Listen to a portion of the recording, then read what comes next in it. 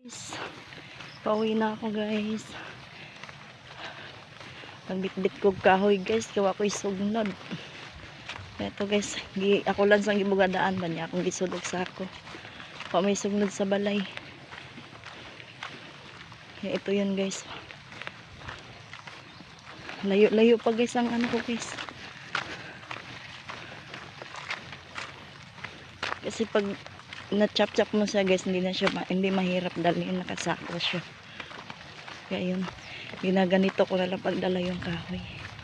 Ang dami kong bit-bit guys. Oh. Ayan. Ang bigat.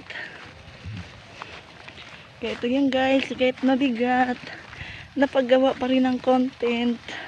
Kasi wala nang maisip na content. Kaya ito guys, oh. Hirap guys. Kahit hirap na guys, content pa rin guys.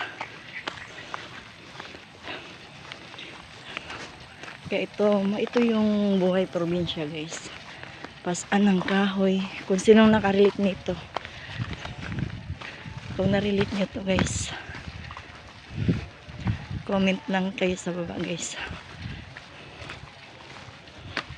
Kung narelate nyo to guys na ganito yung sa probinsya. Tatalon ako guys.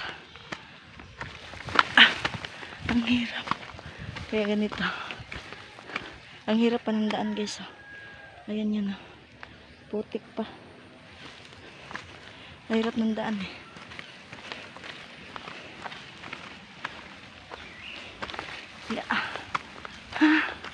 Pagbuhay nga naman ganito, pero masaya guys pag ganito. Mas gustuin ko nga guys tumira ng bukid guys, kasi tahimik, wala kang maririnig ng mga marites. Pag sa bayan ka nakatira guys, sa baryo, ang daming marites. Mas maganda talaga sa bukid tumira. Hindi pwede kasi andun yung anak ko eh. Walang mag-asikaso sa anak ko pag dito ako nakatira sa bukid. Malayo pala lakarin ko guys. Sige guys, hanggang dito na lang guys. Thank you for watching. Bye bye.